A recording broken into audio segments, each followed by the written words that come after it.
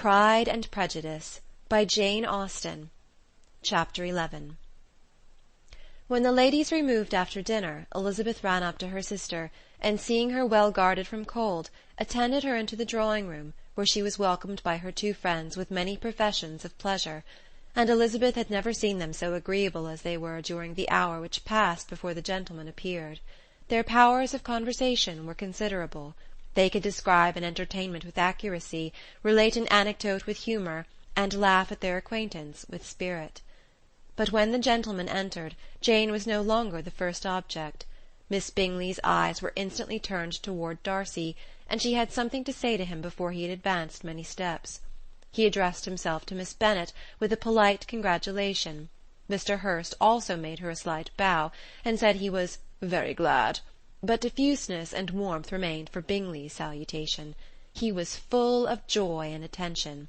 The first half-hour was spent in piling up the fire, lest she should suffer from the change of room, and she removed at his desire to the other side of the fireplace, that she might be further from the door. He then sat down by her, and talked scarcely to anyone else. Elizabeth, at work in the opposite corner, saw it all with great delight. When tea was over, Mr. Hurst reminded his sister-in-law of the card-table, but in vain. She had obtained private intelligence that Mr. Darcy did not wish for cards, and Mr. Hurst soon found even his open petition rejected. She assured him that no one intended to play, and the silence of the whole party on the subject seemed to justify her. Mr. Hurst had therefore nothing to do but to stretch himself on one of the sofas and go to sleep. Darcy took up a book, Miss Bingley did the same, and Mrs. Hurst, principally occupied in playing with her bracelets and rings, joined now and then in her brother's conversation with Miss Bennet. Miss Bingley's attention was quite as engaged in watching Mr. Darcy's progress through his book as in reading her own, and she was perpetually either making some inquiry or looking at his page. She could not win him, however, to any conversation. He merely answered her question and read on. At length, quite exhausted by the attempt to be amused with her own book, which she had only chosen because it was the second volume of his, she gave a great yawn and said, "How pleasant it is to spend an evening in this way! I declare, after all, there is no enjoyment like reading. How much sooner one tires of anything than of a book! When I have a house of my own, I shall be miserable if I have not an excellent library."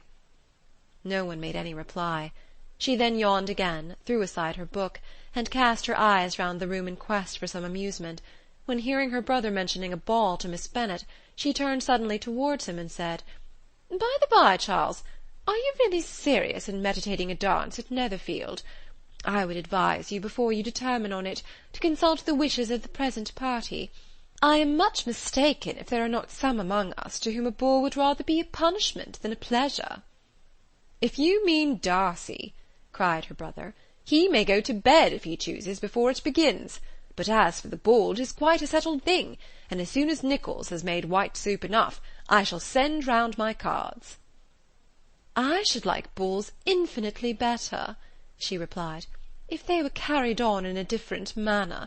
But there is something insufferably tedious in the usual process of such a meeting. It would surely be more rational if conversation instead of dancing were made the order of the day." "Much more rational, my dear Caroline, I dare say, but it would not be near so much like a ball." Miss Bingley made no answer, and soon afterwards she got up and walked about the room. Her figure was elegant, and she walked well, but Darcy, at whom it was all aimed, was still inflexibly studious. In the desperation of her feelings, she resolved on one effort more, and turning to Elizabeth, said, "Miss Eliza Bennet, let me persuade you to follow my example and take a turn about the room. I assure you it is very refreshing after sitting so long in one attitude." Elizabeth was surprised, but agreed to it immediately. Miss Bingley succeeded no less in the real object of her civility. Mr. Darcy looked up. He was as much awake to the novelty of attention in that quarter as Elizabeth herself could be, and unconsciously closed his book.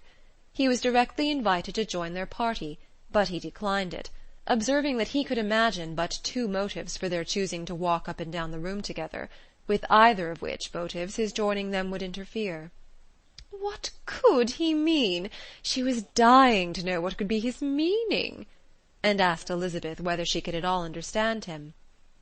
"Not at all," was her answer. But depend upon it, he means to be severe on us, and our surest way of disappointing him will be to ask nothing about it." Miss Bingley, however, was incapable of disappointing Mr. Darcy in anything, and persevered, therefore, in requiring an explanation of his two motives. "I have not the smallest objection to explaining them," said he, as soon as she allowed him to speak. "You either choose this method of passing the evening because you are in each other's confidence, and have secret affairs to discuss, or because you are conscious that your figures appear to the greatest advantage in walking. If the first, I would be completely in your way, and if the second, I can admire you much better as I sit by the fire." "Ah, shocking!" cried Miss Bingley. "I never heard anything so abominable. How shall we punish him for such a speech?" "Nothing so easy, if you have but the inclination," said Elizabeth. "We can all plague and punish one another, tease him, laugh at him. Intimate as you are, you must know how it is to be done." "But upon my honour I do not. I do assure you that my intimacy has not yet taught me that. Tease, calmness of manner, and presence of mind. No, no, feel he may defy us there. And as to laughter, we will not expose ourselves, if you please, by attempting to laugh without a subject. Mr. Darcy may hug himself." "Mr. Darcy is not to be laughed at," cried Elizabeth. "That is an uncommon advantage, and uncommon, I hope, it will continue, for it would be a great loss to me to have many such acquaintances. I dearly love a laugh." "Miss Bingley," said he, "has given me more credit than can be. The wisest and the best of men, nay, the wisest and best of their actions, may be rendered ridiculous by a person whose first object in life is a joke." "Certainly," replied Elizabeth, "there are such people, but I hope I am not one of them. I hope I never ridicule what is wise and good. Follies and nonsense, whims and inconsistencies do divert me, I own, and I laugh at them whenever I can, but these, I suppose, are precisely what you are without." "Perhaps that is not possible for any one, but it has been the study of my life to avoid those weaknesses which often expose a strong understanding to ridicule."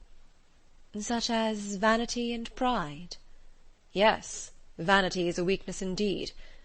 But pride, where there is a real superiority of mind, pride will always be under good regulation." Elizabeth turned away to hide a smile. "Your examination of Mr. Darcy is over, I presume," said Miss Bingley. "And pray, what is the result?" "I am perfectly convinced by it that Mr. Darcy has no defect. He owns it himself without disguise." "No," said Darcy, "I have made no such pretension. I have faults enough, but they are not, I hope, of understanding. My temper I dare not vouch for. It is, I believe, too little yielding, certainly too little for the convenience of the world. I cannot forget the follies and vices of others so soon as I ought, nor their offences against myself. My feelings are not puffed about with every attempt to move them. My temper would perhaps be called resentful. My good opinion, once lost, is lost for ever." "That is a failing indeed," cried Elizabeth. "Implacable resentment is a shade in a character. But you have chosen your fault well. I really cannot laugh at it. You are safe from me." "There is, I believe, in every disposition a tendency to some particular evil, a natural defect which not even the best education can overcome." "And your defect is to hate everybody." "And yours," he replied with a smile, "is wilfully to misunderstand them." "Do let us have a little music," cried Miss Bingley, tired of a conversation in which she had no share. "Louisa, you will not mind my waking Mr. Hurst?" Her sister had not the smallest objection, and the pianoforte was opened, and Darcy, after a few moments' recollection, was not sorry for it. He began to feel the danger of paying Elizabeth too much attention. Chapter 12